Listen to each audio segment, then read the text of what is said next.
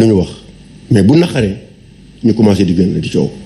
lan bu neexee duñu wax. waaye bàyyi ma Serigne dama ne la yéen rek nekku leen fi. waaw. yéen rek. mais loolu moo nekk seen biir xol yi. am na yéen vous êtes des jaloux. waaye non yéen loolu mooy seen problème yéen rek nekku leen fi mooy lan. xam nga yow mooy yéen rek nekku non leen dama ne amul chaque année depuis l'éducation jusqu'à présent amul benn yoon booy toog te enseignant yi dina la wax ma sama wala ma dem. il faut ñu kaas. est-ce que l'État a respecté cet engagement? Non, même si l'État, mais au-delà des enseignants, mais l'État n'a pas respecté les engagements vis-à-vis des populations parfois, et que les gens l'acceptent. C'est pas seulement vous. Mais le peuple, c'est pas seulement vous. Vous êtes 105 000, vous n'êtes pas seulement vous. Yéen quand yéen enseignant ngeen d'accord, mais ñeneen ñi ay lan lañu. ñeneen ñi nag non man ñeneen ñi lan lañu. li moo nekkoon sa xol nag. waaye non yow yaa wax. non dama ne non d'accord mais boo la ma jëppee waaw waa léegi après qu'est-ce que ça me fait dama viendra parce que tey li am solo nen ne mooy gis nga enseignant booy wax ak moom enseignant yi li muy wax enseignant boo koy wax enseignant boo koy wax waxal ko lu xamante ni xam nga professeur Omar Faye wax nga bu mu nit ku baax day wax lu mu xam. bu ma wax ay xam nag di ay xam yenn saa yi nga wax fii loo xamante ni xamoo ci dara. te musuma la wax ne la. ne ma defal ndànk rek te musuma la wax ne lii de boobu dama la. waaye defal ndànk rek waa d'accord dama la nee na état du rek éducation bëri na ay yeneen comment dirais-je dama jëmale dañ fi nekk ñii dañuy jàngale ñii ay raxaskat lañu ñii nii lañuy def nii ak nii lañuy def et chacun parfois am na ñoom ñoo la gën a tane. am na ñoom c'est des fonctionnaires amuñu sax salaire de 80 000 francs. yow tu parles te ils sont là du sens commun quoi c'est vraiment triste. te ils font des sacrifices. je pense que dans des situations pareilles nga xam ne état bi. jël na non defoon naa waa d'accord am na une situation. pas une analyse. waaye mais dafa d'accord waa d'accord xam nga nee na les enseignants analysé wul. amul ku fi dul ñëw nekk ci bëgg nguur gi te boo ñëwee doo wax ne su ma ñëwee ma régler seen i problème te terewul bu ñëwee à un moment donné yow la ñuy gën a xeex. ça existe pas. waaw mais d'accord moom laa lay wax maintenant ces accords. c'est-à-dire moom laa lay wax ci affaire accords yi. moo tax ma ne état buy signer accord wax naa ko. c'est-à-dire il faut pas signer des. il faut pas signer des accords uniquement. sinon on doit. non dafa ndànk rek. il faut pas signer des accords uniquement pour des promesses électorales. quand tu signes des accords c'est parce que da nga xam ne yow lii da nga koy respecter. beaucoup mënul respecter beaucoup signé ak quelle que soit demain la position. waa de la fay aujourd'hui fii def na ko fi. am na loo xamante ni enseignants yi bëgguñu la ko ëpp mu ne leen du ma ko def. allez prêt même à aller voter contre moi mais c'est ça le problème parfois pour nos autorités qui sont là. dañuy ñëw signé ay accords yoo xamante ni yow. Wade a eu des promesses qu'il n'a pas respectées. waaw mais Macky Sall a hérité de ça. mais après. waaw moom la mais dafa bañ. waaw non non mënu ma ko. déedéet Wade au moins il a eu le courage à chaque fois. bu amee ay kan moo yokk affaire yi. Faye waxal loo xam. lan la xalam. Omar Faye waxal loo xam. non waaye yow Serigne. mais aussi il ne peut pas toog fii di wax. non yow yaa ngi wax loo xamante ni xamoo ci dara. Omar Faye franchement. parce que c'est ton corps. mais bala muy wax day wax li mu xam quoi. yow léegi nga wax les complices c'est-à-dire que parfois il faut pas être contradictoire yow yaa ngi wax léegi la situation des complices si réew mi lañ bokk yaa ngi wax yeneen fonctionnaires yoo xam ne ñii ay gardiens lañ. ñii lii ak lii ñii ak lii mais il faut tenir compte non mélange il faut tenir compte parfois il faut parfois nit ñi nga xam ne état c'est pas seulement l'éducation c'est pas seulement les enseignants. il y a d'autres corps qui sont là. C'est un ensemble. qui en font partie c'est un ensemble. alors à quel que soit alpha nee na tey boo ñëwee wax ne di nga def indemnité de logement 100 000 francs pour les enseignants sur 105 000 enseignants pratiquement fan la ko état bi mën. état mënu ko.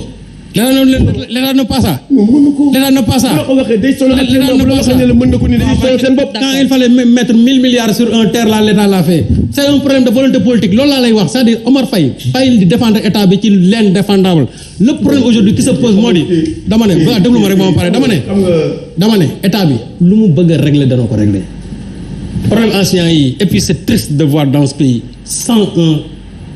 101 000 enseignants ñu ne enseignants dañoo bëri au moment où on n'a même pas atteint encore la norme même de l'UNESCO ñu ne enseignants dañoo bëri c'est triste dans ce pays là. Il y a pas assez de philo. non vous pouvez pas tout le monde uniquement parler du problème des enseignants. dama ne xam nga Omar Faye dama la bëgg wax ne une fonction publique ne fonctionne pas sur la base d'un nombre.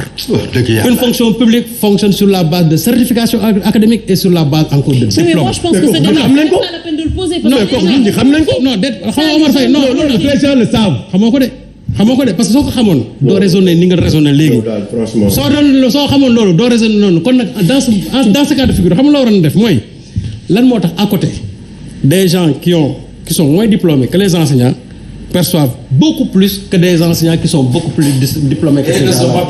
Xam la c'est-à-dire foofu nga problématique bi foofu la nekk moo tax ma ne la affaire bi du affaire nombre yow tout à l'heure tu as posé un problème de nombre moo tax ma dellusiwaat ci loolu nen parce que moom li muy wax chaque fois enseignants yi dañoo bëri état bi nu muy mënee loolu ba fi défendre état bi sur l'indéfendable état bi lu ñu bëgg a régler tey danañ ko régler loolu newul seen priorité nag duñ ko mës a régler la preuve école bee may wax école Ngent bee nga xamante ne moins de 40 millions defar na ko à côté on a construit un stade de 155 milliards parce que les soxalu leen lu ñu bëgg a régler dinañ ko moom laa wax problème bi mooy enseignants yi li ñuy kaas du faveur ay droit la ñuy kaas bu fekkente ne état bi moo signé ay accord depuis 2014 jusqu'à aujourd'hui mënu ko respecter les enseignants ils ont la liberté syndicale d'aller en grève kaas li ñuy kaas loolu moom kenn mën leen ko xañ travailleur bu nekk constitution bi moo la may loolu bu fekkente ne yow da nga am loo xamante ne da nga ko bëgg a ñaxtu constitution bi may na la nga def ko ñaxtu les enseignants ils sont dans leur droit enseignants yi li ñu leen wax nee na leen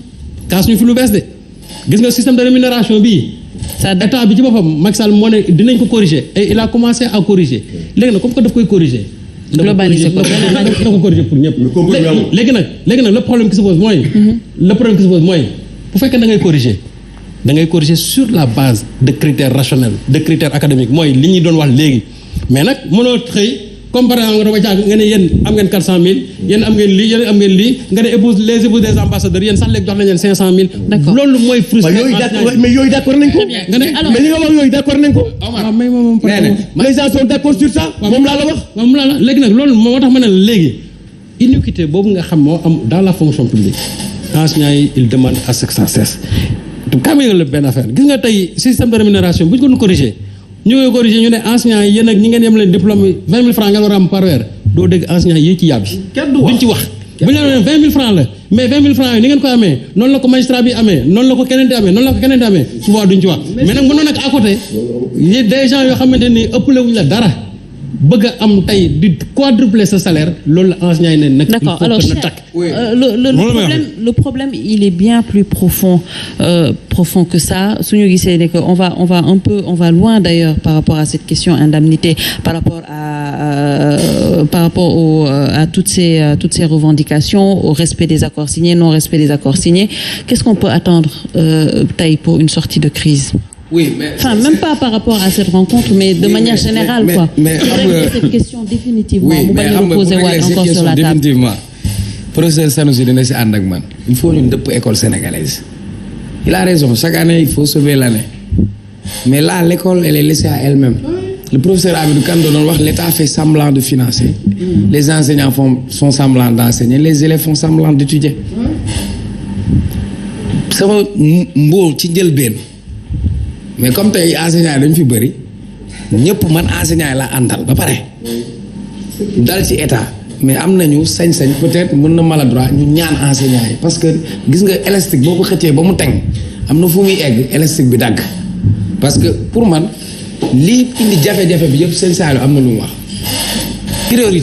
priorité nee na doo am 1 million nga war a xool lan mooy sa farata nga dem jënd ko ay garde-robe bu toog tu dois te soucier si leneen ñun suñ priorité c'est pas dem si sur la lune suñ priorité tey xam-xam knowledge connaissance adduna bi fa lañ toll maanaam lan ngay investir ci xam-xam ñaata ingénieur nga war a produire ñaata médecin nga war a am système boobu ñuy tàggat mais munoo wax système éducatif te waxuloo ñan ñoo ci nekk parce que sooy def ressources humaines le personnel war na am motivation damay tooñ chaque jour sama benn nijaay Babacar Diawara may na doomam fan yële c'est un prof de maths moto la yor ma ne ko soo bàyyil moto bi ngay dem di cag-cag mu ne ma noo booy moto bi damay am ay cours du soir yu may def à domicile je suis obligé ma jël moto bi parce que su ma ko deful damaa loué ñi nga xam ni métier bi gën a noble te ñu gën ko néewal doole gën ko ñàkkal fayda mooy jàngalekat je le dis bi may ubbi dama ne la su ma bàyyi jàngalekat la man tey soo ma woowee na ma demal jàngale am naa amour bi mais du ma ko bëgg parce que sama papa bi ma yore yorul 5 kër yorul 6 kër réew boo bëggee mu dox da ngay def farata def la ca war il a raison Diamniadio on a infrastructure sportive à quelques mètres abri provisoire Diamniadio newul dans le Sénégal des profondeurs fii ba tey ci biir Sénégal les gens font des kilomètres pour étudier boo juumee bu ñu la joxee benn xale rek xale fourniture am nga dem jënd livre bi gën a tuuti 4000 3000 ci njaboot yoo xamante ni jafe-jafe yi la ñu am collectivité locale yi am ci rôle mais j'ai comme l'impression que dañu politiser suñu njàng lan mooy quota ñun dañoo judd fekk fi ay double flux da ngay jàng tey ngoon nga jàng gannaaw suba nga jàng niveau bi mu baaxee boobu ñun ay xale lañ xaw ma Ibader Thiaw yàlla na ko yàlla yërëm et cetera léegi les mêmes problèmes la ñuy continuer di ko nëppal c'est-à-dire dafa mel ni nga am kër boo xam day senn chaque jour nga wut loo ci taf mais régler woo problème bi il faut ñu am ñu régler ko de manière structurelle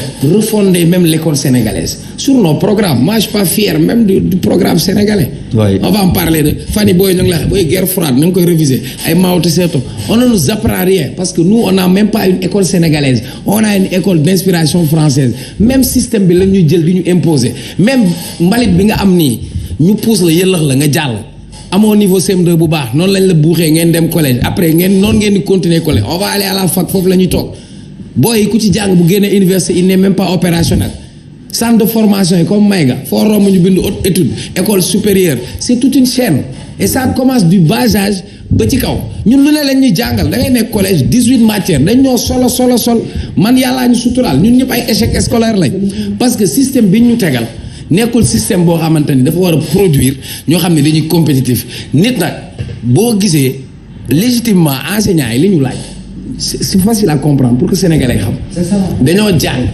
am seen bac dem université am lijaase yi ci nangami at yi ñëla jàng mais comme état bi ci ni muy defee magistrat yi ak yenn corps yi ñoo gën a néew mu fulal leen ba mu kawee parce que fa la di li nekk mais jàngalekat yi nombre la nañ leen jël ci masse salariale li ci gën a néew problème mu justice sociale boobu c'est-à-dire nit nag am na sañ-sañ laaj àqam waaw léegi nag président def nañ ay études yu ñu nekk ci seen temps ku nekk xam nga li nga yem yaa ngi wax jàngalekat yi médecin yaa ngi nii di kaas ñi nga xam ne ñooy faji am na ñu nekk infirmier pendant 10 ans mënuñu avancer yaa ngi wax avancement les policiers ils viennent me dire policiers ñoo ngi may dégg ñun daa nekk brigadier pendant 10 ans du ma avancer donc dans tous les secteurs réew mi mel ni lu màgget fu ne day metti maintenant nag li ko indi mooy priorisation c'est aussi simple c'est-à-dire li ñu war a def te def ko farata mooy ñun dafa am secteur yoo xam mooy ay secteur clé Sénégalais pour développer li ñu war a njëkk a développer mooy nañu dund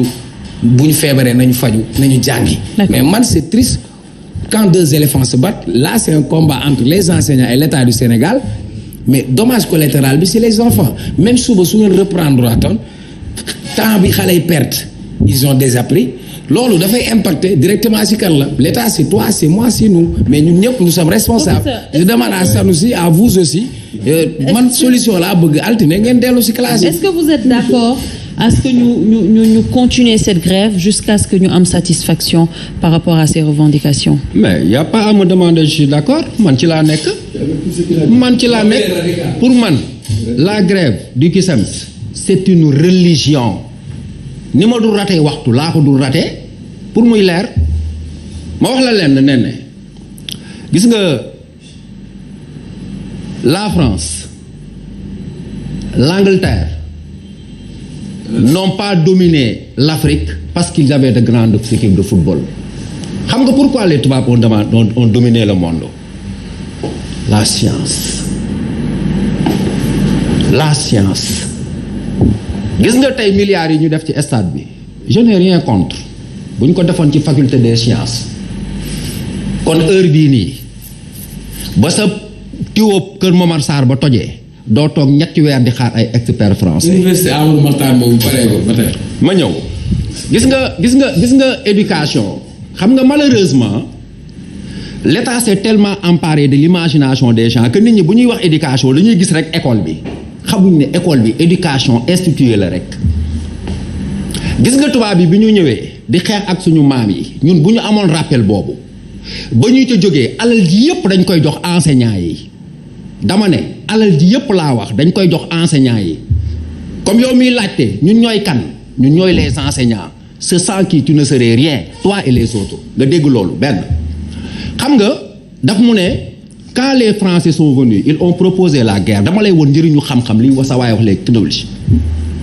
les Dialobé prirent leur arc on les laissa s'approcher on fit tonner le canon et les vaincus ne comprirent même pas ñu indi seen administration indi seen langue dominé ñu nekk fi yëpp tey nous sommes dominés suñu pétrole bii suñu gaz bii suñu zircon bi ñan ñoo ko yore c'est pas des Français c'est pas des Chinois ana Cheikh Anta Diop ana Jàng Ablaye Wade ana Iba Der Thiam parce que tout ça on l'a pas valorisé boo xoolee tey Sénégal la faculté des sciences et techniques man moo ma mag wax ma fan nga gis puso buñ bind made in Sénégal tout est importé yow mii nee na tey soo amoon xaalis da ngay dem Dubaï duy ba mu fees indi parce que dans ce pays là on ne fabrique rien lépp dañ koy importer gis nga école bi ñuy wax mu am ñu ciy topp di wax dañu war a xam ne bu école bi yàqoo c'est tout le pays qui sera en sous-développement peut-être que enseignants yi ñooy les principales victimes parce que xëy na ci ñoom rek lay metti beneen bi gis nga kii li muy wax man moom laay wax les instituteurs et là am na fu ma d'accord ak Omar Faye il y a de grandes batailles qu'on n'a jamais menées te yow en tant que instituteur aujourd'hui yow tu es un agent de sous-développement yow Diaw man mi professeur de philosophie le prof d'histoire nous sommes des agents de sous-développement kaay ma wax la benn affaire Omar Faye xam nga lan moo gën a soof ci àddina ngay jàngal xale te li nga koy jàngal bëggu ci dara billaay nen ne ngay jàngal nit mu lay xool bëtu golo ay latin mais c'est la vérité mais programme bu bon ak ay enseignants yoo xam ne jëluñ temps bi pour xeex ko yow imaginez kii tëj sama doom toujours ma wax ko fi dëkk Fadia nga naan ko comment réparer une lampe tempête comment démonter une mèche de lampe tempête xale yi bu ñuy dem di jàngi dañuy mel ni ay victimes dañuy sol seen kay yi ba ñu fees dell 6 ans ñu téye la il est possible que à 22 ans 22 ans xale bi pare na jàngam loolu il faut porter ce combat si vous avez un truc mais xale yi ngeen tëj fële pendant 6 ans c'est vrai que enseignant la mais man à mon humble avis ñun enseignants yi léegi nous sommes les agents du sous-développement on nous dit que c'est un programme depuis quand des intellectuels réfléchissent comme ça mais malheureusement kii aussi wax na ko c'est la vérité dañoo rax bu baax mais gis nga s'il y avait encore des enseignants de la trempe de certaines personnes kon problème bi réglé na mais dafa ci am ñoo xam ne nii dañoo rax ci niveau rax ñu ci vocation. absolument loolu moom moo nekk fii ci école bi mais le véritable combat mooy abri provisoire yi ak xale yi li ñuy jàng fii nii l'espace nord américain. Alena waaw. non Omar. non nee na même une minute loolu. ah. le contenu bi laa lay wax Omar yow wuy ma rek yow Omar yow lan mooy sa yoon ci l'espace nord américain.